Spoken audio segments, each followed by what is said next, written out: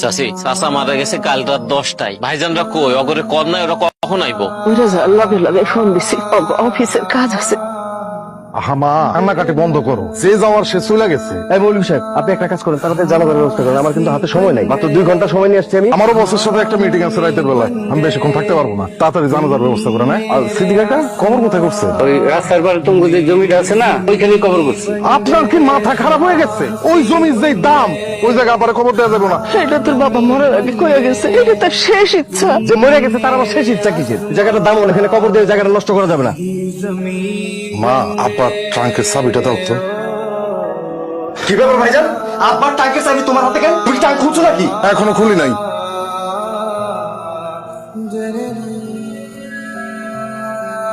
ভাইজান খবরদার, আবার জমানো টাকা কিন্তু তুমি একলা নিতে পারবে না। এখানে অর্ধেক ভাগ আমার, আমার বুঝে দাও।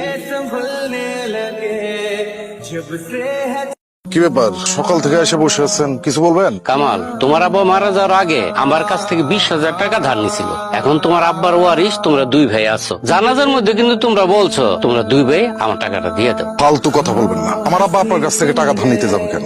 এই কথাটা আমারও বিশ্বাস হচ্ছে না। একটা মানুষ মারা গেছে আর সাথে সাথে ধান্দা করতে চলে আসছেন না? তোমার আব্বা মারা যাওয়ার 3-4 মাস আগে অনেক অসুস্থ হয়ে পড়ছিল। তোমরা 2 ভাই নাকি টাকা পয়সা দিতেছিলে না, এই জন্য আমার কাছ থেকে 20,000 টাকা ধার নিয়ে ডাক্তার দেখাইছে। শুনেন, আপনি আমার কাছে কোনো টাকা পয়সা চাইবেন না, আমি আপনার কোনো টাকা পয়সা দিতে পারবো না। আমিও কোনো টাকা পয়সা দিতে পারবো না। 20,000 টাকা ঋণ তোমরা 2 ভাই পরিশোধ করতে পারতেছো না? তোমরা কি মানুষ না অন্য কিছু? শোনো, এই 20,000 টাকা আমার লাগবে না। আমি আল্লাহর রাস্তে মাফ করে দিলাম। তুমগো আব্বা তুমগো লেখাপড়া করে শিক্ষিত করছে ঠিকই, কিন্তু মানুষ করতে পারে নাই।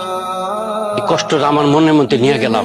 জানোয়ারের দল সব। সিদ্দিক ভাই, এটা বিক্রি করে 20,000 টাকা দিয়ে নেন। আমার স্বামী মরে গেছে, তার ঋণ আমার পরিশোধ করতে দেন।